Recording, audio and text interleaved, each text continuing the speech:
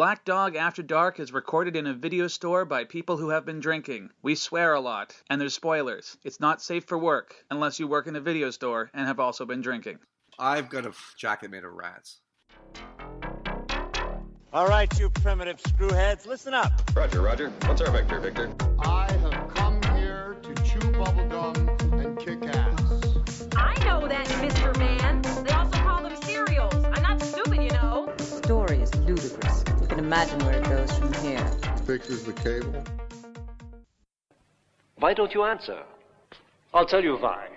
Because you are a bastard. All Americans are mongrels. Every possible race. And your women are whores! You are all like children. Coca-Cola, Hollywood, chewing gum. Stupid, cowardly bastards!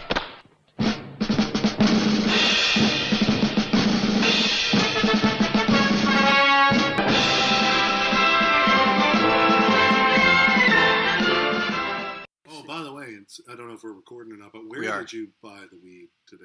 Just from a clinic? Well, I mean, no, I've never bought weed at a clinic before. I hear that the stuff that the government's selling is a little light in what they're saying. Oh, well. I'm not surprised. The weight isn't there. What they're saying, you buy 4 grams, there's not 4 grams worth there. The store is closed. It is after dark. This is Black Dog Video. That makes this Black Dog After Dark.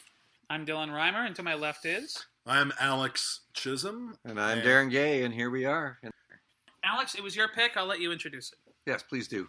The movie is Inglourious Bastards, and not the Quentin Tarantino film from, when was that, 2010? Yeah, 2011 maybe. Doesn't matter. The film we're referring to today is from 1978, and it's directed by Enzo Castellari. Everyone write that down. First time I saw this movie, well, sometime probably around 2003, 2004. Not when I saw it, but was when I heard about it. I had read an article that mentioned Tarantino had an upcoming war film called Inglourious Bastards, which intrigued me, the thought of him doing a World War II film. I was pretty excited about that when I heard that. Yeah, and a short time after that, I was flipping through a video guide that my roommate had, this big, thick, fat, old-fashioned, like it was one of those Hallowell's film guides. Sure. And I was just thumbing through it, bored one time. I think it was on the toilet. And breaking house rules, because we're not supposed to read in our bathroom, but anyway. Really? Why not? Were you in a halfway house? I'm joking. I'm reading the Hollywell's film guide on the John, and I come across another film by the title of Inglourious Bastards. And I was like, that son of a bitch has done it again. He's recycling yet another old film. But he changed the spelling slightly. He changed the spelling and the plot quite a bit. And I didn't actually see it, though, until a couple of years later, because the film was reissued. I was working here at the shop, and the original film was reissued in anticipation of the upcoming Tarantino remake or rethinking or whatever. And that was the copy is that the copy we have now? Yes, the copy you now. I think we got it in, say, 2008 or 9. Sure. And I loved it. I watched it with a guy, Mike, who might be listening tonight, a former Black Dog colleague of ours, Mike Zeff, and it completely blew us away. I don't think anyone even realizes there's another film by that title. I had never seen it before. The first time I watched it was several weeks ago when we decided to watch this one. So it's a war movie. It's set in World War II. Yeah. France. France. When the credits go, I noticed that 5 people wrote it. That says a lot. Hold on. Yeah. So my impression was, 5 people wrote this. This must be good. This must be great. Yeah. 5 people wrote Battlefield Earth. And that was also a war movie. Dead silence. Oh, hold on. Hey, Dylan, when did you first see Inglourious Bastards? Yes. Hey, Dylan, when did you first see Inglourious Bastards? Last Thursday. Oh. In preparation for this podcast. And my memories of it are lying on my bed watching Inglourious Bastards. Were you naked? With a... Semi? At points. Here and there. Okay. Because I was actually doing laundry while I was watching Inglourious Bastards. Yeah. Okay, so the movie starts... I don't even remember how this... Because it was so long ago that I watched it. Same here. Well, you watched it last Thursday. I watched it over a month ago. Well, can we talk about the opening credits sequence? Loved it. Wonderful. Why don't they do that anymore? Freaky animated, sort of psychedelic people Look, dancing rotoscope. thing. Oh, right, that's Rotoscoping right. of people being shot. And then the people like jumping. explosion and flying through the air. Like it was a bit of foreshadowing because there's a lot of that later on in the movie. One of my favorites of the past decade was the Enter the Void opening credits. Oh, so that movie's incredible. Yeah, incredible film and incredible opening credits. David Fincher has good opening credits for his movies as well. They're usually pretty. Oh yeah, interesting. Seven has a really Seven. Even like his lesser movies like Panic Room had really cool opening. Mm-hmm.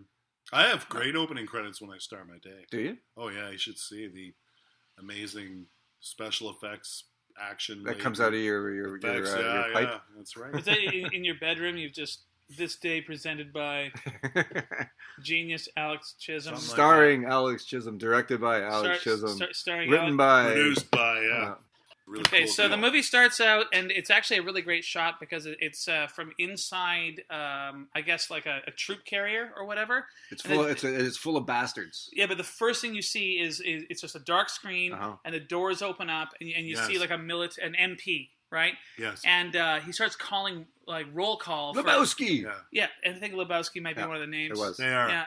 And they're a bunch of assholes. Well, it was weird that it was Jeff Bridges wearing that robe. I was not expecting it. A lot of the White Russian. A lot of outs. They, basically it's a bunch of deserters and basically bastards. Yeah, bastards. But they were prisoners and POWs. But they weren't prisoners of war. No, they weren't prisoners of war, but they were basically facing court. All of them for different charges were facing a court martial. It's a large group of men pulled together. Not that large. Large enough. Well, larger than what ends up. Larger than us three. Larger than the next scene because a lot of them get killed right away. Right away. But basically, it's a large group of men, soldiers being Hold on. A group of large men. No. They weren't that large. Too. They weren't that big. All right. There was only like 7 of them. That's not a large group. Alex was hanging out with a lot it's so when you put more like... That's more true. than He was just at a Simple Minds Minds concert, so he saw a large group of... Large men. Middle-aged men and people. women, yes. Yeah.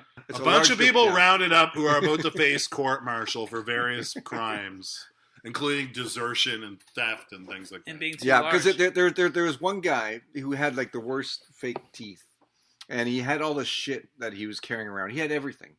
And that guy. Yeah. So as soon as I saw that guy, I was like, "That's like Steve Martin in The Jerk." You know, I've got my everything. I don't need anything. But my ping pong paddle and my thermos and this remote control and this chair. Yeah. That's what that guy reminded me of. But there's one guy. Well, one guy. He was the comic relief. That guy. It wasn't just me, but the guy who was right off the bat. They identify him as the coward. He looked just like Eli Roth, who's in the remake. Who's in I the thought remake? they actually looked just alike. I didn't catch the actor's name, but the guy who they refer to as Yellow. Like Tarantino just wanted to make Inglourious Bastards so he could cast his lookalike friend Eli Roth in this. So they list off these guys and they get in the truck. There's one guy who had like really luscious long hair, which I found strange for him being in the army. Well, he's the hair, prisoner. His hair is like under a hat. And they're like, "How long have you been here?" And he removes the hat and it reveals that his hair. Right. So he'd been in like in a jail, like in a jail, the brig. Is that what that's called in the army? He's in the brig. Yeah. Porridge. Any of our English listeners will know what porridge means. It means like it's a dessert. That's what they call prison. I mean, not dessert. It's a breakfast. No. Breakfast dessert. A breakfast food. Hey, just keep putting words together. Eventually, it'll make sense. Yeah, he takes his hat off and he's got this flowing hair from his fucking shampoo commercial. Yeah, and it's like I'm like, that doesn't really say much. Okay, so if they shaved your head when you joined the army, then he must have been in the army for like fucking 7 or 8 years. 8 years. I guess. Which is way longer than the actual war was, of course. Oh, whatever. Fucking, it's a guy with the Ringo Starr mustache. And the thing about like these movies, these international cast movies, which always kind of takes me out of it and kind of ruins it, is that everybody's dubbed.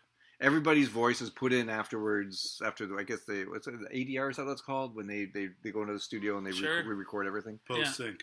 Yeah, and so even like the dudes who speak English, like Bo Svensson, and he's had the weirdest, most calm, soothing voice. It was odd, but I always had a problem with that because it's just you like the natural sound in movies, and there's none of that. I refer to him as Hannibal because he was sort of the leader. Once the plot gets going, he's like Hannibal. Hannibal Lecter? Yeah, because he ate so many of those Nazis. Remember the bastards, Clarice. Hannibal guy talks like Bing Crosby. He did. Here's Here's like, hey, how you doing? Here we are. He was so fucking calm. Just calm through the whole. Doesn't matter what it was. He was like, hey, we're gonna super shoot golden crisp. Yeah, he was like that fucking sugar bear. Well, we should call him Sugar Bear. And anyway, so they get in the truck. There isn't much of a plot. Oh well, and they drive along, and then they get blown up by Nazis. Well, basically, yeah, they're being taken away to be court-martialed, right? And yeah, that's pretty crucial. They're all going to be like hanged when they get to where they're going. Well, they're all going to be court-martialed. They were executed. Whatever. They're all about to be taken off to face punishment, and then they are basically bombed by Nazi forces, which sets them free. They can escape. A whole bunch of them are killed. A whole bunch of them are killed. Yeah, it starts off as a larger group of men, Mr. Fair enough. Nitpicker, but a lot of them die, and it whittles down the group of bastards. But there's also like there's one of the guys who's taken them. It's supposed to be the Allied guys who's taken the prisoners, start shooting them as they leave the truck. Oh yeah, because they're making a break for it. Yeah, well, it's a little harsh. I thought you don't need to shoot them. Like, so what if they escape? So what? They're in like France, in occupied France or whatever. Yeah, like let them escape. What are the chances? Eat some cheese and then die. Yeah, you don't need to shoot them. Well, you kind of do because they're deserters. Yeah, they're all convicted of various crimes. Yeah, but by military standards. But their crimes are not worthy of murder. Isn't there a weird? There's an unfunny joke where he stole the guy's wristwatch. There was a wristwatch. The guy who had everything. One of them's in his a jacket. pickpocket. Yeah. The guy Ringo Starr is the pickpocket. They steal, and I didn't find it unfunny. I liked it. Well, he they steps stole on the it. guy's watch, and then Joe Don Baker. I keep calling him Joe Don Baker. Sorry. Joe Don Baker and Bo Svensson are physically similar, and they played the same character in a series of movies. He's another. He looks like Bo Svensson. Yeah. Who's Bo Svensson? Who looks like Charles Napier. The Bing Crosby of the group. Okay, Bing Crosby. He's the like leader. Hannibal Or Crosby. Sugar Bear, whatever you want to call him. Yeah, Sugar Bear. All right, so yeah, and Ringo Starr has stolen Bing Crosby's wristwatch. Now, there's a movie I'd like to see. And then he asks, like... He hasn't stolen Bing Crosby's wristwatch. Yeah, he stole the MP's Oh, not Bing wristwatch. Crosby's. It was the MP's wristwatch. And by the way, Bing Crosby's nowhere to be seen in this film. I always wonder, how do they do that steal a wristwatch right off your wrist? Because it's all about like a distraction and this and that. Okay, that could only work with one of those stretchy wristwatches. Well, yeah, but not with like a leather band. Maybe like stealing your belt. These guys practice. You get the nimble fingers. It's gone. Yeah. How do they do it especially again? in the chaos of war. So that's where my watch went. It's you, Darren. You don't have a watch. I had one. I don't have any watches. So yeah, they stole the MP's wristwatch and they asked the MP for the time. And he's like, "But you guys," and he's like, "Which one of you? Whoever has my watch, you better give it back." It's like, or what? I'm getting hanged when we get to where we're going. Yeah. Like, go fuck yourself. And so then, Ringo Starr takes the wristwatch out of his ear or something and then stomps on it and goes, "Oh, here it is." And that's supposed to be a big, hilarious moment. Comic relief already. So anyway, but that's a very minor detail. They're attacked by the Germans. Yeah. They manage to escape in the chaos. Several of them die. Is this where the plane attacks them as well? Yes. That was like the worst looking German Messerschmitt or plane that I've ever seen. It looks like a kit. That was the worst pronounced Messerschmitt that I've ever heard. Messerschmitt? Yeah.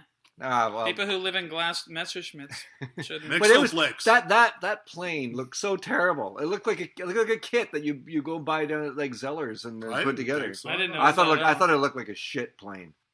I did. I thought it looked like a shitty plane. They couldn't afford even a half decent looking. You're making the special effects guy cry listening to this. Yeah, well, he's dead by now. This is 1978. But the Messerschmitt or the Messerschmitt, as you might call it. I didn't call it that. Well, that's what you were suggesting. I said Messerschmitt. Look, I was applying a pun. Oh, I get it. You should accept it because it was a shitty. Just take the pun. Okay, I'll take the pun. I'll So gladly accept that pun. the Messerschmitt like strafes the plane, or the truck or whatever. Kills most of them. And the people who survive decide that they're going to make a run for what? Switzerland, right? So these are the Inglorious Bastards, which is I think a pretty good premise for a movie. Wonderful, yeah. Of course. The barn, I think, is the next scene. Yeah, they wind up in a barn. There was a barn scene. But the one thing about these movies and all the old pre Saving Private Ryan, Thin Red Line movies, when you watch a war movie and there's those gunshots, it's the same sound for pew. It's whatever that is. It's the same. And it drives me nuts. And it's just all just. I hate it. It reminds me of what. Yeah, it's a tape cassette. Yeah, it reminds me of watching like war movies when I was a kid, and it would annoy me when I was a fucking kid. And I love war movies. It's like the A-Team. Like A-Team had the same gunshots all the time. It's like a bullet ricocheting off a rock or something like that. It's the same sound all the time. So I've got. Anyways, so I digress.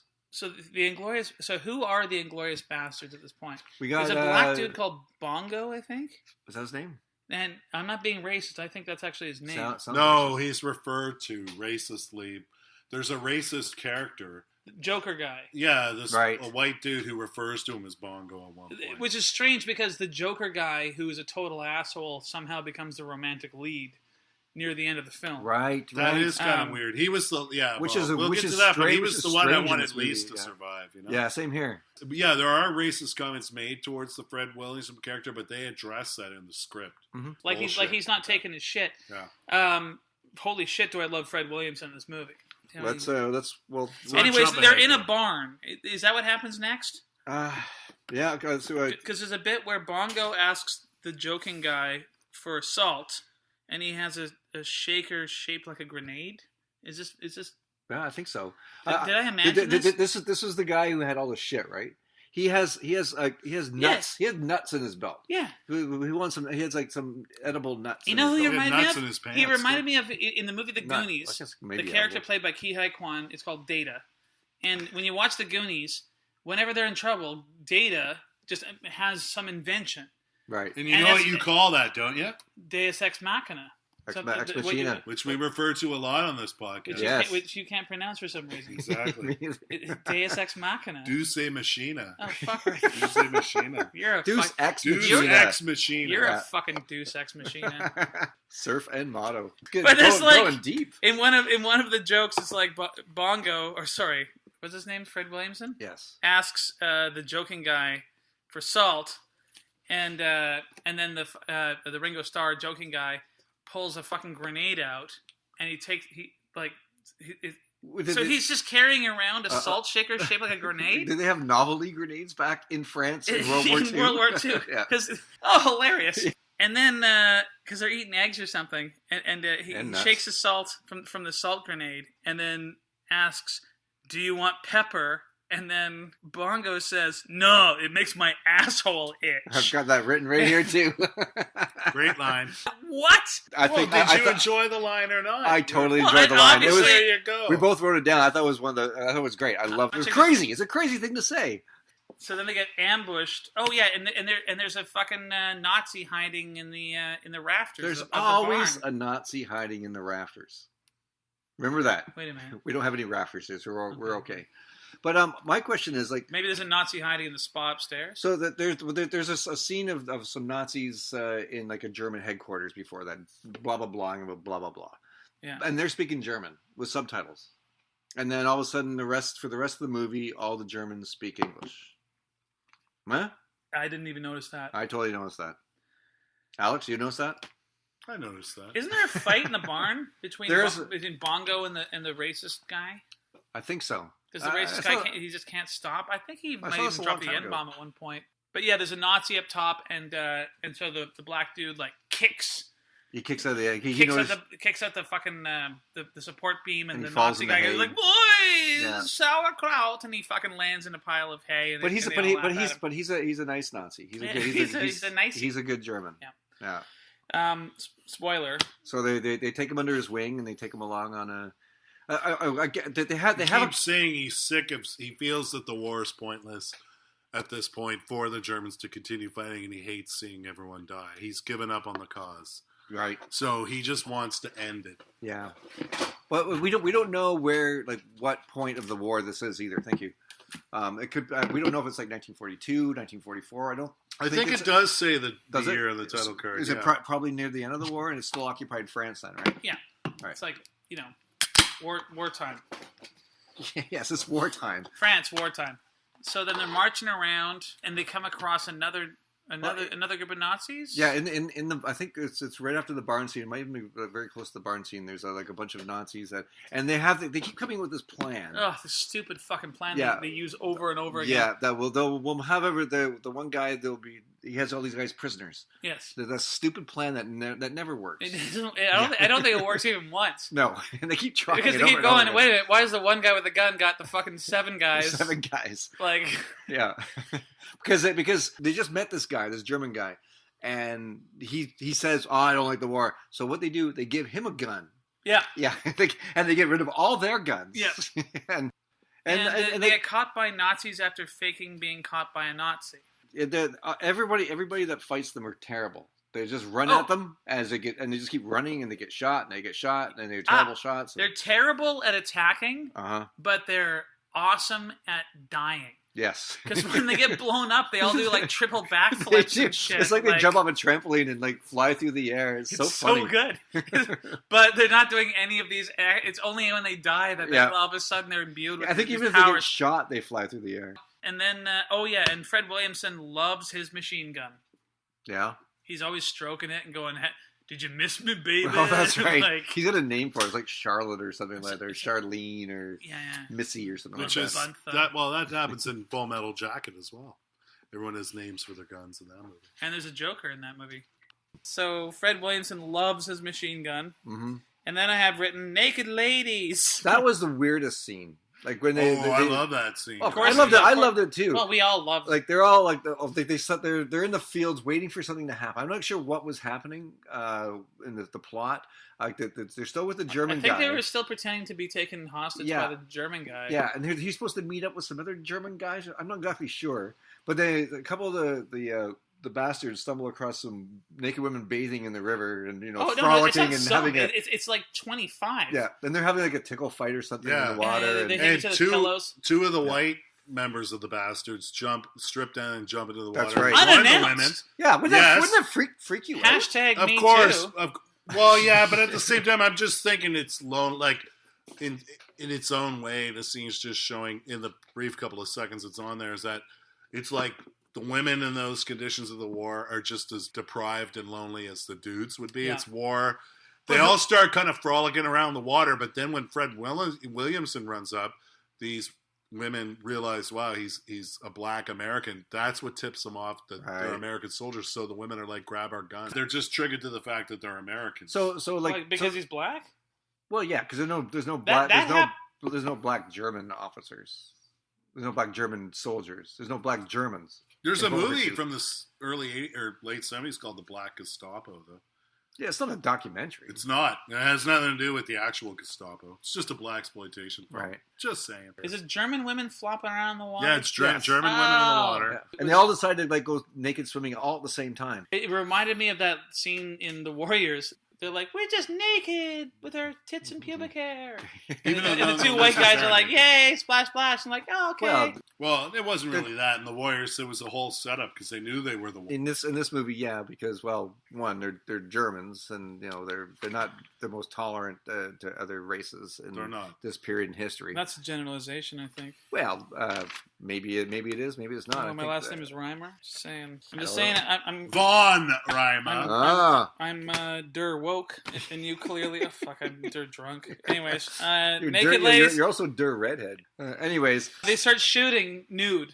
So these women all have machine guns, which is awesome. This is my favorite scene in the whole movie, obviously. But it's crazy. I loved it because it was just something in the movie that. It's like the exploitation kind of shit, that's why I loved it. I love that part. They just grab their fucking machine guns and start shooting at them. It's like that scene in Monty Python's The Meaning of Life, where the guy is sentenced to die, but he gets to choose the manner of his own execution, and he chooses to be chased by women, topless women. That's right. That's exactly what that fucking scene was. It's just like, run, the naked women with it. The kind of one, like I would get shot within 10 steps. Yeah, me too. I would have to stop and have a look. And it's hard to run with a boner. Yeah, it is. This is when their German pal gets shot because he's no, that's not yet. No, not yet. Not yet. Am I? Well, this is why I'm There's going by my a notes. scene where they're hiding out after all this chaos, and basically small convoy or patrol of Germans pulls up. Right. So the German friend of theirs agrees to go out and speak to them and pretend that he's run out of petrol and had to stay the night at this barn where they've been hiding. Some convoluted horseshit. And he goes out to talk to them, and he turns, and it seems like a big betrayal. He goes out and speaks to the other German officers, and when he turns back to the bastards in the direction of the bastards and says, "Americans!" So the bastards open fire, thinking that he's ratted them out to Is that what German happened? soldiers. That's what happened. I thought the German soldiers killed him before the Americans shot No, at them. no, they might have, but it's because he turns and The yells Americans. Americans, so they're assuming it works as a double misunderstanding. Right. The patrol, who is later revealed to be Americans disguised as Germans, shoot the German because they think he's ratting them out Right. to other Germans. So And who shot they- who shot him? Han shot was, first. yeah, I was about to say that. Han shot first. Solo shot first, and I don't mean Han Solo. I mean Solo, played by, who was it? Mario Van Peebles. Mario Van Peebles. Reference? Fuck are we talking about now? There's a 1996 movie called Called Solo. Solo, starring Mario Van Peebles. Correct. Anyways, it should have been called Slow Mo because all the action scenes are in slow mo. The Americans who are disguised as Germans think he's rather them out, so they shoot him, and then then the bastards shoot back, thinking that they're Germans coming again.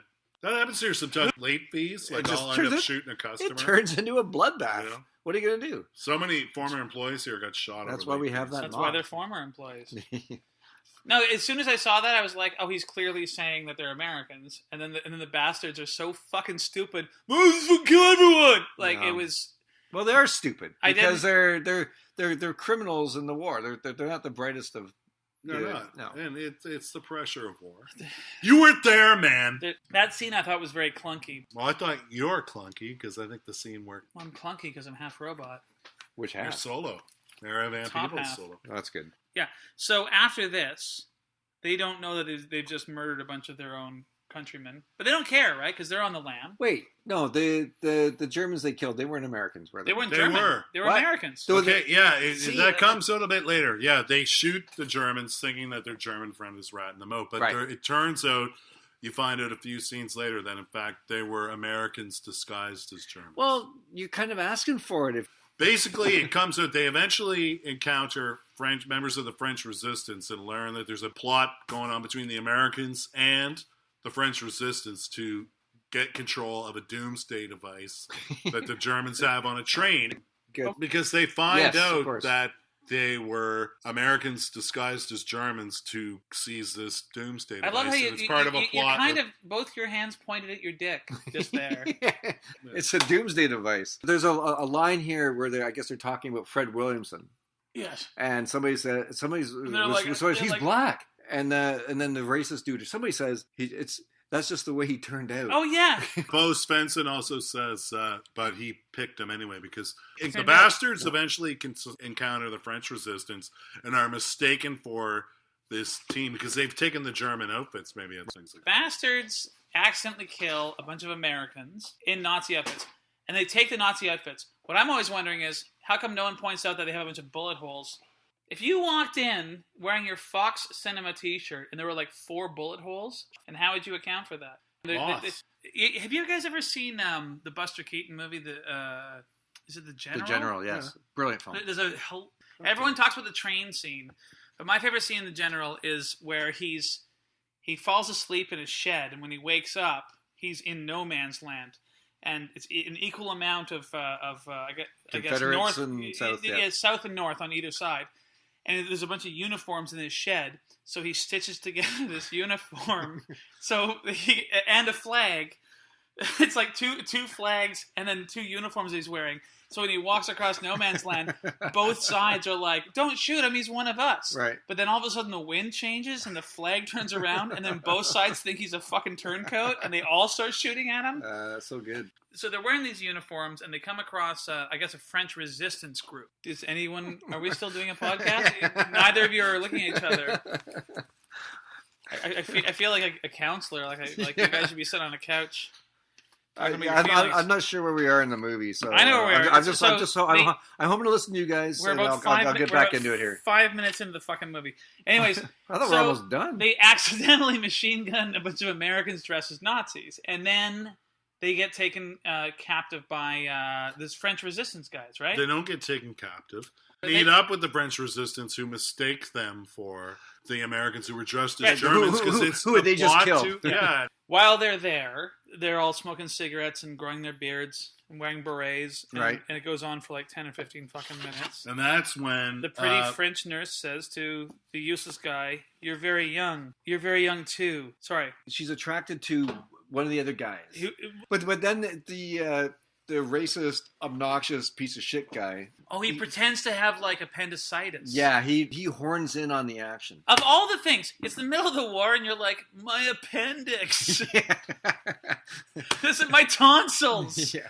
Well, there's no bullet hole. He totally cock blocks. As Colonel Bachner appears at this moment, he's the head of the plot to steal the Nazi Doomsday device. Well, are we storming the castle yet? No. But that comes after they meet Bachner. Okay. The squad that the bastards accidentally murdered. Right. They were supposed to meet this American general or whatever, and they show up. Colonel Bachner. Whatever. Colonel Bachner. And Ian Bannon, not to be mistaken for Stephen Bannon. God, yeah. Or Eric Bannon. Could you imagine being mistaken for Stephen Bannon? Just fucking kill yourself guy's after cutting your own face off. Yeah, cut your face off, Steve Bannon. Yeah, let's put it out there. Yeah, and then someone else can wear it. Go for Halloween. No one else should wear it. No. Who'd want to? No. Because your face might stay that way. Turns out, whatever. There's a fucking colonel there who's expecting the other guys and knows what they look like, but the bastards convince him, this isn't such a big deal. And it's totally pointless, because why don't they just say, okay, we accidentally killed your fucking guys, but we're also American guys. So we can fill in for them. Yeah. No. Sorry about that. And then, what's his name? Cock blocks the fucking guy. Yeah. And then she falls in love with him inexplicably, the nurse, I know. for It's so no terrible. reason. She's like, I love that you pretended to have appendicitis to fuck me. Her prospects weren't great at this point, and, She was gorgeous. Yeah, but she's in the middle of war. Loads of horny dudes running around. That's true. War is the best time to get laid. Are you shitting me? Anyways. I'll remember that. Okay, so then they storm the castle. Yes.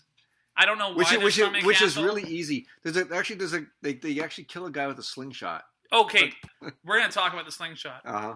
What I can't figure out is why one guy has to scale the wall. And he did it so easily. He just... The other guys have to go through this whole fucking rigmarole of pretending to be Nazi officers and all this shit. Again with their fucking prisoners of war bullshit. Always with the fucking prisoners. Like, come on, writers. You had 5 writers. That's the best ploy, the best plan you guys could They all thought of it at the same time. And they're like, well, there's 5 of us. Let's use it 5 times. Yeah, it worked the first time. And so they go in, and I'm not sure what the hell they're trying to do, but the one guy has to scale the wall while the others, I guess they get taken prisoner because they go in posing as Nazi officers, and then the real Nazi officer comes in, and they get captured. Yes. And so Again. Fred Williamson is there. He's got his hands up, and Will Svensson? Whatever. Sugar Bear. What's the name of the guy you just said, Alex? Ian Bannon as Colonel Bachner. Ian Bannon as Colonel Bachner. Colonel Bachner he's got his hands up, and then the Nazi is doing this full-on Nazi shit, and it's great because there's only one guard in this enormous room. Yep. And the Nazi starts slagging off America. It's so good. This is after the one bastard goes on a slingshot killing spree. Yeah. A slingshot's not going to kill anybody. He's killing fully dressed Nazis with guns and they're with like a fucking slingshot. They're blinking off their helmet and they're dying. And they're going like, ah! And falling to their death and shit. Okay, here's the thing with this scene. So in this scene, there's a lot of people getting like stabbed with like ornamental spears and stuff. Right, right. Which they'll have laying around on the walls. And a crossbow. Okay, which you never see. Yeah, one Nazi is killed by a crossbow. I love the crossbow. And then Hannibal walks in. Blondie walks in. He goes, it's amazing how these old things still work after all these years. And he says, I think you say that about yourself all the time, right? What, my wiener? Yeah, your wiener. Oh, yeah. Your Every wiener. day. Yes. Every day that I have a boner. You get a boner every day. Yeah. Lucky you. Jealous? Oh, you've reproduced. What do you care? Yeah, I'm done. My wiener's still holding out hope for propagating. My wiener doesn't know I had a vasectomy. Yeah, I was going to say you have a vasectomy as well. Anyways, so, do you? He did. I do. Oh. I actually still remember on Facebook, Darren has a bag of frozen peas where they shouldn't be. I put it on Facebook? Well, Referring to that was the cold Actually, compress. they should have been there. Yeah. I tried to work. The day I got my vasectomy, I tried to go do a that. shift at Turk's Coffee. This is when you're working at the gym, right? Like putting all the weights back? That's right. That's right. When it was, when Even when worse, I was working as a Stairmaster tester outer. Even worse, I gave both of you your vasectomies, so that's right. the other thing you have in common. And That's kind of weird. So you've been down there. It's amazing what you can do with a steak. And 7 women have called me saying they're pregnant since then. So I want my money back. 7? I want my $25 Lucky back. you. Because You want the beer back. all this The beer all back. this motherfucker chicken did wings. was he put some stitches in my scrotum. he punched me in the head. I was unconscious when I woke up. That's When I woke up, there were aesthetic. stitches in my scrotum, and he's like, yeah. That doesn't make any sense. Anyways, the Nazi, he has one guard Yeah. in this gigantic room, and Fred Williamson and fucking what's his nuts? What's his name Bo again? Svensson. Sugar Bear. Sugar Bear? No. Bo Svensson? The guy who played Hart Bachner. Ian Bannon as Colonel Bachner. That's it. Ian Bannon as Colonel Bachner, and the Nazi's like, "I'm on to you. You're not real Nazis." And then he just starts talking shit about America, and he's like, "You have bubble gum." Like at one point, he points out bubble gum. Like the devil's Coca-Cola, chew toy. too. Like you and your hot dogs and your Rubik's Coca-Cola. cubes and whatever. Yeah, your internet. And your Steve Bannon. Yes, and your. At one point, he even says, "And your women are whores." That's right. Yeah. I've got It's that like- written down here too. That's so funny. That's where I started loving the movie. Also, I thought there was only like 15 more minutes in the You movie. are a bastard, and your women are whores. Like, yeah, you're probably right. So then, So they Fred Williamson grabs kill, a spear. and they kill a whole bunch of Germans, which is really easy to do. So this whole movie, the Germans die like so easy, so easy. That's why they lost the war. but you know why that was? In the movie, the director, what's his name again? Enzo Castellari. Right.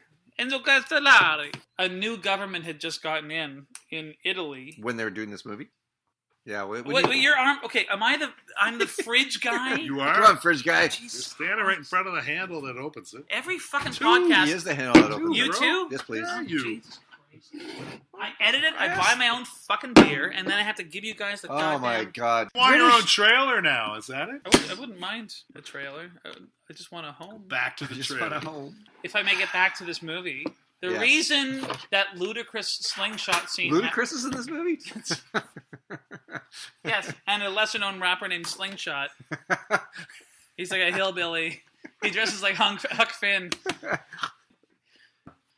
Anyways, the reason with the slingshots Right.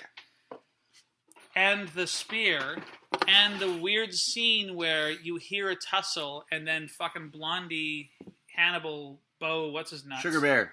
Sugar Bear comes around through. It's amazing how well these things work after all these years. Is because there was a new law changed in Italy where you couldn't film a movie with fake guns because they were worried that Fake criminals would get them. Yeah, that fake criminals or like enemies of the state would get their hands on these fake guns and then Real criminals. and then overthrow the government. Really? Yes. No. It's Really? So they were so worried about like that there was like that many revolutionaries getting their hands on movie guns. And the director tried to explain these aren't real guns. Like the triggers don't work. There's no firing pin. There's no bullets. And the government's like, no. It's enough anyway. Maybe they should have put one of those like Day-Glo orange plugs in the end. Yeah. That's why. Is because in that scene, he wasn't legally allowed to show people using guns. So they used like the slingshots. A fucking slingshot. But they had the guns for the rest of the whole movie. Yes, but not in that scene. Yeah. And by the way, I don't know if you realize that, but the unintended effect of that scene, the Italian government was overthrown 6 months later by people with slingshots. Wow. And I did not know spears. that. And Yeah. And crossbows. by Sugar Bear. There was supposed to be this big shootout scene when they're escaping the castle. Why the hell were they even in that castle in the first I'm not exactly place? sure. Because It has something some to of do them with the got plot. taken in there for interrogation, and the other guys had to bust them out. Oh, right. And Yeah, that's right. when they successfully escape from the castle, Ian Bannon as Colonel Buckner is thoroughly impressed. You see him give them a kind of a look of confidence. Yeah. Because at this point, he's revealed to them the plot to steal this doomsday device. The giant And they're basically asking, let us fill in for the guys and we'll do it. that we murdered. That we murdered, and we'll do it for immunity. And he's like, That's you're how I got crazy. a job at Black Dog, actually. Yeah, it is.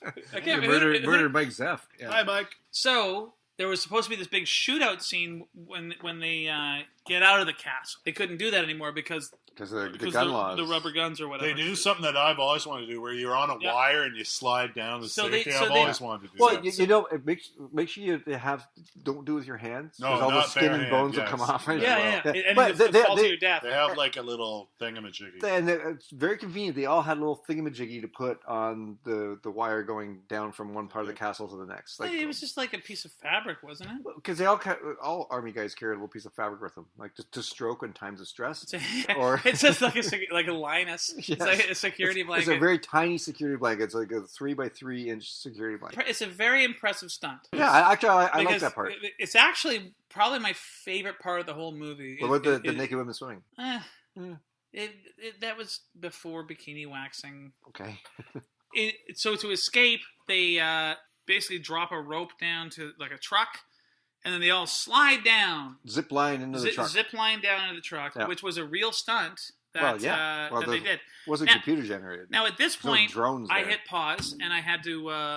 You had to flip the laundry. Yeah, and I actually had to come back here to Black Dog Video to get some change for my laundry machine. That's where the change went. And Josie was working, and we started talking about. I said, "I'm halfway through Inglorious Bastards." She said, "Oh, the new one." I said, As "No." everybody I says. said, "No, the awful one that Alex is forcing me to watch because he hates me." And Josie's like, "Yeah, I hate Alex, and I wish he would die." I should murder him and take his hours. I should murder him. Yeah, That's when Josie said, you should delete that. yeah, Meaning me. yeah. And that's what's about to happen. And so to this me. is going to be your posthumously. You're going to win a Yeah. podcast award for sitting here with arms crossed. I'll be the Peter Finch of podcasts. Because you're murdered doing a podcast? Well, I wasn't murdered, but I'll win all my claim posthumously. Wait a minute, was Peter Finch murdered during Network? He wasn't murdered, but he died. He before died, won and the then Oscar. he won. Sure, an he Oscar. did.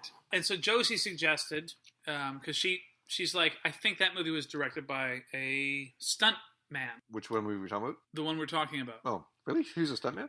No. Oh. But it made sense. So I started watching the movie from the perspective of, I think this is directed by a stuntman, and it made a lot more sense because I was like, that's why everyone's flying in the air all the time. You know what I mean? Yeah. It's not a good movie, but it's fun to watch because a stuntman made the movie. Right. And so I finished watching them do the zip line, Mm-hmm. and then they drove away. They had no problem driving away from this castle, Nope. surrounded by Nazis. Sorry, yeah, well, they murdered them all with the 'Cause- slingshots and the spears and the That's right. yeah, And then they, and then the they side. went- I think they threw a few snowballs at people and killed them. But so then the next, I guess the next mission for the Inglorious Bastards train is the train thing, and so Yeah. then let's move on to the train heist. Maybe they're going for like some sort of like Wild Bunch kind of thing. I here, don't know but- what they're going for. But it was really easy for them to sneak onto the train. Well, they don't sneak onto the train. I have sneak, There's a huge plan. They're filling in for the American guys but they murdered. who were posing as German experts to work on the train. They're stepping in. They're filling in for the guys that they've killed. They murdered. Yeah. They've been somehow like worked into the program as being the real. So their big plan is they have to divert the train Yeah. so they can sneak your boyfriend. What's his name? Tom Savini. No, the other one. Bruce Svensson? Buckner. Colonel, what's his name? Ian Bannon as Colonel Buckner. Yeah, your boyfriend. I love that we have to read that every single So they time. have to get him on the train with Blondie, right? And I guess they both Sugar Bear. They both Sugar Bear. Right. They both speak fluent German. Ich nicht den Lichten, mach schnell. All of this is something about it blowing up a fucking bridge. Just a whole bunch of shit happened, and they got to their goal. I guess I don't know. So they don't blow up the. Do they blow up the fucking? No, what bridge? happens is they need to steal a part of this doomsday device. that's essential to the Germans' nasty plan. Nasty Nazi. A nasty Nazi plan. And, they need this one essential part. And It was the flux capacitor, I believe. Yeah. Yeah. Only available at IKEA. Buckner accidentally triggers the self-destruct element of it and saves the day by sticking a pencil in Question. Why does all these things have a self-destruct button? Like space stations have a self-destruct Yeah, button. why Now, would- this why shop, would well, Nuke have a self-destruct button? well, why does this shop have a self-destruct button? Why? Mostly Just this in case, podcast. Just in but case. In case the health inspectors ever want to look at the toilet, Oh, fuck. Don't talk about the toilet. or if the rats start to overwhelm us and we run out of bullets in the gun that we keep in the fridge. I've got a jacket made of rats. Really? All the rats I've killed here, I've shot and I made a jacket of them. Jacket made of rats is Rat jacket. Oh my They call me God. Rat Jacket on the street. Jacket made of rats is my favorite frontline assembly album. Never mind. Okay, that's too many '90s references, and it's only one. So there's several parts to this plan. They're going to sneak Sugar Bear and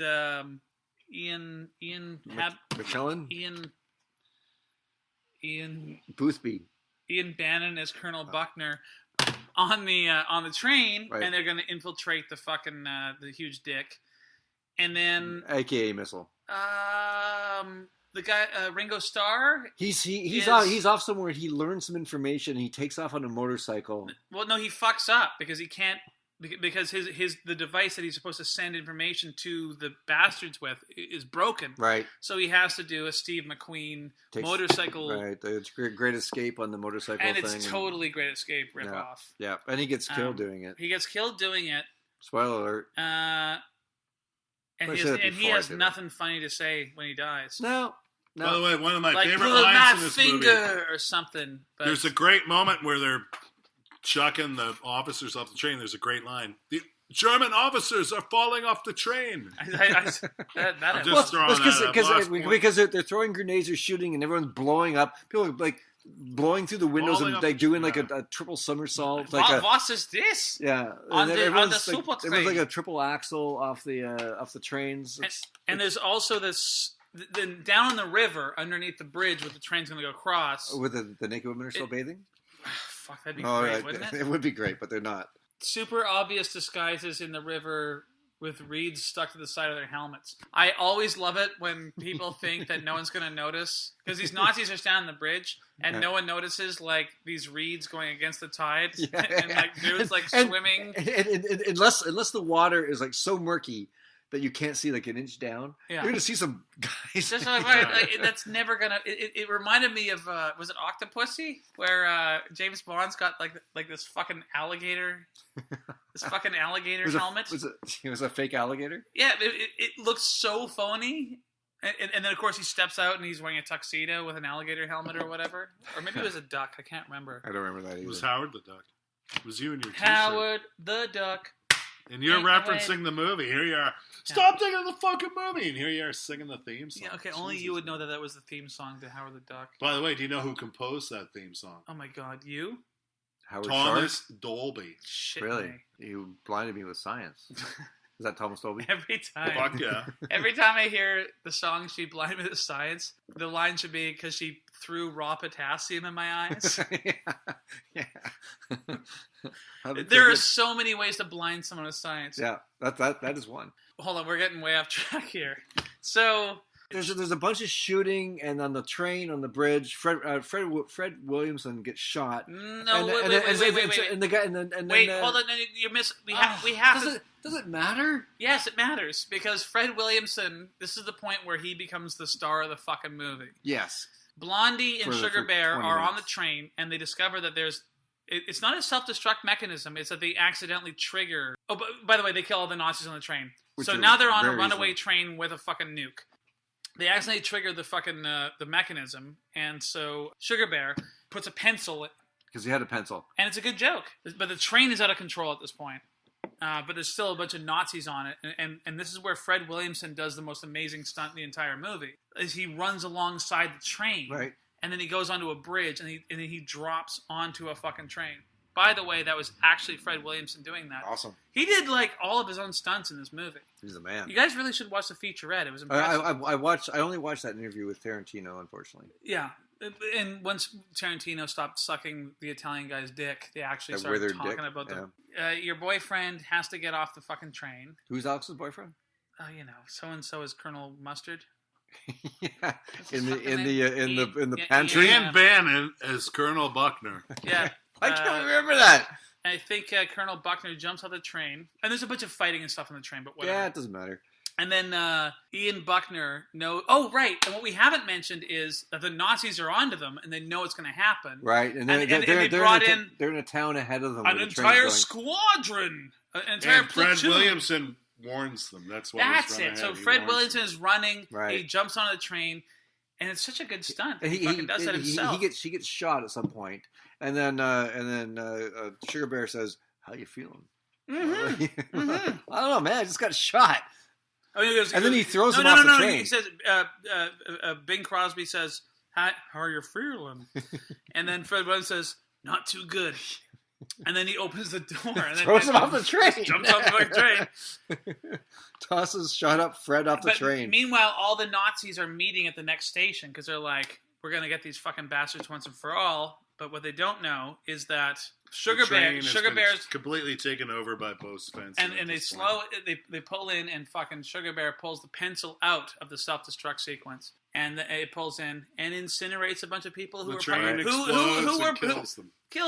A bunch of people who were probably drafted and didn't want to be there in the first place. I have, especially later on in the war because the Nazi reserves of army guys have been so depleted. They're like They're making like teenagers and even younger than teenagers fighting the war. Yeah, brown shirts. Yeah. But I've got right here. No idea how anything happened.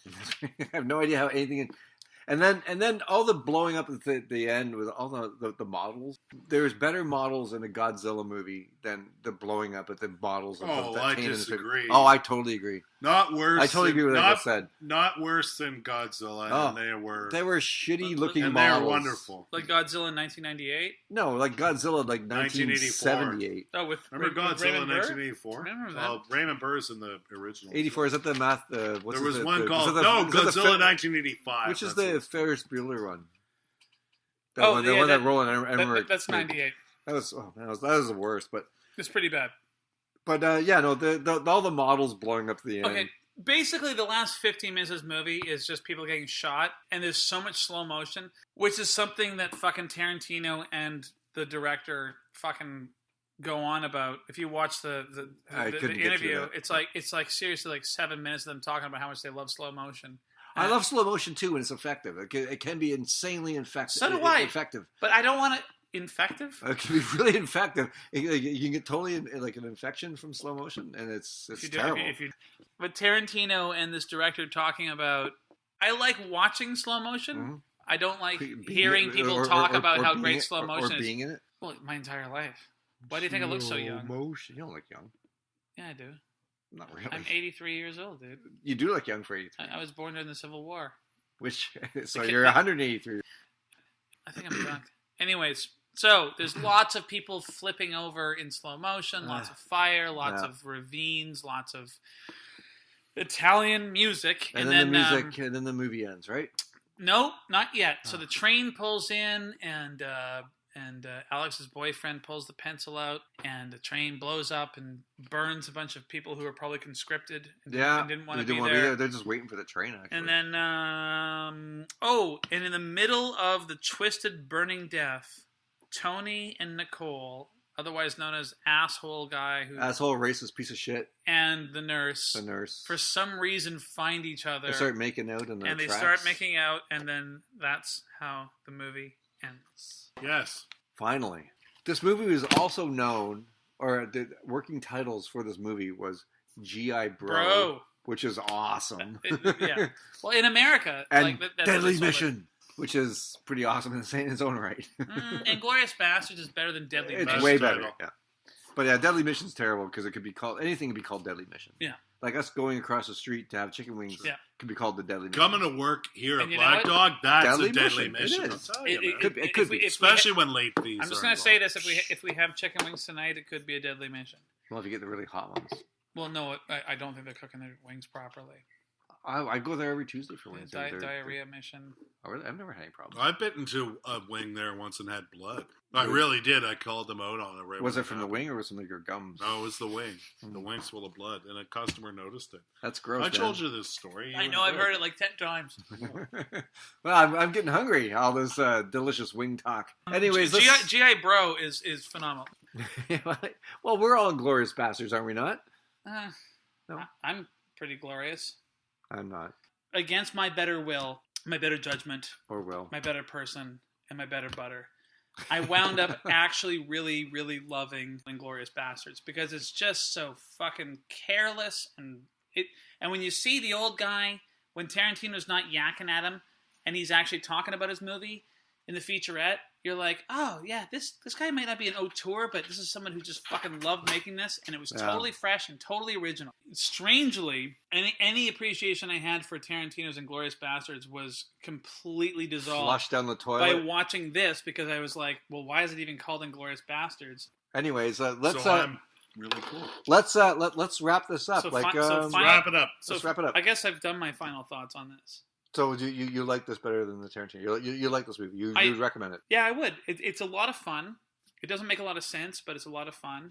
And at certain points, there's a kind of a strange artistry. There's a certain Absolutely. There's a certain there's a spirit to it that even though it's not the best movie, Nope. I think it's good enough, and I think there's enough heart there that I would totally recommend it. How about you, Alex? Oh, I'd absolutely recommend it, and I always have since I saw it years ago.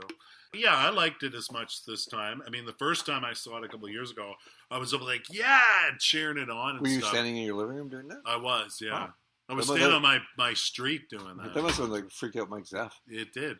I still really enjoyed it when I watched it this morning, when I woke up. Oh, you watched it today? I watched the first thing this Oh, morning wow, when really? I wook up. That's 'Cause that's a weird thing to do. Because when I you had wake up is watching a Glorious weirdly Bastards. scheduled day today, and I Uh-huh. had to get it done, so I watched it today. Wow, So you weren't like yelling in your bedroom slash laundry room slash dishwasher I usually slash do toilet that, room. but no, not today. I'm gonna give it a mild, mediocre. Okay, it was okay. I didn't enjoy it that much. I thought I was a little disappointed with it. There's a lot of things about movies like that are made like this with the pure sounds, the gunshots, and the dubbing, and it just took me out of the movie. And it was okay. I would give it a marginal pass. It wasn't. I wouldn't watch it again. But yeah, it was okay. I'm gonna be one of the naysayers for this of us three and say it was okay. You say nay. Okay. I'm saying nay. I'm putting the nay on the hay. All right, boys. So it's Monday. You're working. It's 2 for 1 here at Black Dog Video in East Vancouver. Someone walks up with Inglourious Bastards. What movie? Oh, because it's 2 for 1 Monday, they get a free film. What do you pair up or recommend that someone rent I would to add go with Inglourious Bastards? 3 choices. 3 choices. Yeah, It's every not- fucking week. it's not 4 for 1. I know that, but one of them might be rented, or Sure. they just. One might A be- lot of times you'll recommend, or I'll recommend something. Somebody might say, "Nah, not quite that." I would recommend either the Tarantino Inglourious Bastards, Sure. especially whenever people by the year. That's a pretty easy, By the way, I've been suggestion. recommending this movie for Which years. I just did, so it makes sense. Yeah. I've been recommending this movie for years, and whenever someone is asked about the G.I. new Bro. Inglourious Bastards, I suggest the original Inglourious Bastards, or, as it says on the box, The Dirty Dozen, or The Great Escape. Those would The be- Great Escape's a good one. Yeah. Now, I would have thought Dirty Dozen and Great Escape as well. But Dirty Dozen's actually referenced on the cover, but it's obviously borrows a lot of ideas from The Dirty Dozen. Right. And that's 3 So, picks. Yeah, what's your fourth one? one of the 3. No, I said 3. Oh, It would that's either the be Inglourious Bastards, The Dirty Dozen, or The Great Escape. Okay, well. I still, you know what? There's a cop out. Give us a 4th one. You want a 4th one? Yeah, Jeez. right now. Jaws. Or you're fired. Right, Darren? Yeah, that's right. Or you're fired. Yeah, after 14 years here, if you don't come with a movie suggestion right now. Any film with the title, Doesn't with matter. the word bastard in Nope. the title. I can't Do we think have of any? I don't think we have any. We had one. Didn't Another film called Angelina. The Renzo's Bastard. Or sorry, no. Lorenzo's Bastard. Angelica Houston directed a film with bastards in the title. Philip Bastard. I don't know if we have it. Well, no, I'm sorry. Schindler's Bastard. It's just 3. It would Forrest be Bastard. Forrest Bastard. All right. So there you All go. right, Darren. It's Monday. What do you recommend? I'm going to go with an old World War II movie starring Clint Eastwood, Don Rickles, and Telly Savalas called Kelly's Heroes. Wonderful movie. Yeah. Donald Sutherland's in it, Donald too. Sutherland, too, yeah. Oddball is his name. Yeah, that's right. That's a totally fun It movie is. in the same kind of vein. A bunch of misfits doing some shit in World War II. A little more comedy aspect to it, but for me, it's a better movie than *Inglourious Basterds*. But I think it'd be a fun double. That's an excellent choice, and I can't believe I didn't remember that. I mean, I've It's okay, seen man. It's Kelly's okay, man. Heroes, and Yeah. it's fun. But Kelly's yeah. Heroes is great. I remember watching it with my dad back in the '70s. We both loved it. It was on it is TV. fun. It was one of those movies that showed up on Sunday afternoon on television. Yeah, oh yeah. Yeah. Yeah. Yeah, no, it's Also, totally you know fun what film. else could work? The Big Red One. That's a wonderful World War II film. It's a little more serious though. Oh, very serious. Yeah, And it's very Sam serious. Fuller because He served in the war. Yeah, so it was more of his experience. course. than that. Well, I'm Besides Howard the Duck. And besides Fern Gully. I'm gonna go a little more serious than you guys. Whoa. It's a little-known Val Kilmer a war movie Top Secret? by the name of Top Secret. Yeah. I'm actually going to recommend Top Secret. Top Secret is pretty great, actually. Because Top Secret is beyond great. Top Secret is Zucker and Abrams' I think best film. Yeah, I agree. I love Airplane, and it's as good, if not better, than Airplane. Oh no, You know Top what? Secret's better than Airplane or The Naked Gun or any of it. Top I've Secret, never been able to get through Top Secret. Are you I shitting find me? it excruciating. Really, eh? Before the tremendous success of The Naked Gun, Yeah. there was But after the success of Airplane 2, and then I think Top Secret came in between. And Top Secret was like the studio saying, "Yeah, you had a huge hit with Airplane. Just do whatever. Here's a blank check." And they did with it. And so they made this fucking hilarious war spoof, which there's so many elements of this. Like when I was watching *Inglourious Basterds*, I was like, I now get why they made Top Secret. *Inglourious Basterds* should be a comedy, but it's not. It's kind of a comedy. Yeah, but it takes itself quite seriously. Yeah, and yes and no. Not to the point of like laugh and point at the screen, but it does take itself seriously. And Top Secret just took it 1 degree farther. I always say about 10 degrees farther. Great, even better. 10 degrees I've farther. never been able to finish Top Secret. I know people love it, but I find it just... Is it because you have an anal intruder at home? See, you don't get that because he never got through Top Secret. It took them an hour to get the smile off his face. Top Secret. Skeet shooting U.S. Oh, God. I find Top Secret's just How do you feel about Airplane, then? Is masterpiece. Is that an unfocused mess? No, it's a masterpiece. Airplane is an amazing, perfect comedy. Yeah, perfect. Can I just get my pick out? Nope. Fair enough. You're always with you. Can I just get my pick out? That's all you say. Let me just get my pick out. Yeah, because you guys are Wherever rude. you go. You guys are rude. You're rude. Anyways, yeah, your You pick guys is are you're Inglourious Bastards. the your two pick of is you. top secret. My pick is Top fair Secret enough. because Alex has 35 picks, and I'm because gonna, after and, this, Kelly's if Heroes you mine. watch Top Secret, I just think you'll laugh your fucking head off. In the same way that if we were to watch 0 Hour, I would recommend Airplane, where it's Fair like enough. here's the basis, and then here's the parody. Here's the result. Yeah, we should do Top Secret. I would love to do Top Secret. We force Alex to watch the whole movie. Fair enough. Yeah, I'll give it a crack sometime. We're not going to the bar. We're just going to have some more beer. Not to name drop, but Thanks. I am in a David Zucker film. Which one? What? It's a little film called Scary Movie 4. Oh, I remember you telling me that you did a bit when you did the stand up here. Right, I talk about being in. Oh, where- where I where- drove the car because- off the road. and knocked on the sign. Yeah. That's an amazing story. It's true. That's how I met Carmen Electra. Yeah. So thank you for listening, those of you who are still listening. Are we done? We're done. We're done. We're done and we're done. The Black Dog After Dark podcast is recorded at Black Dog Video on Commercial Drive in Vancouver, Canada. It's presented by Alex Chisholm, Darren Gay, and Dylan Reimer. It is produced by Dylan Reimer and Darren Gay. Alex just kind of stands there and drinks beer. The intro and outro music was recorded by Tiger Burning Bright, composed by Jeff, who works at Jefferson's Barbershop, also on Commercial Drive. And he's a damn good hairstylist. Carlos. Yeah, I'm just making a cheap trick joke. A cheap joke about a cheap trick. Looking for a cheap laugh from a cheap trick. cheap And trick no, joke. nothing's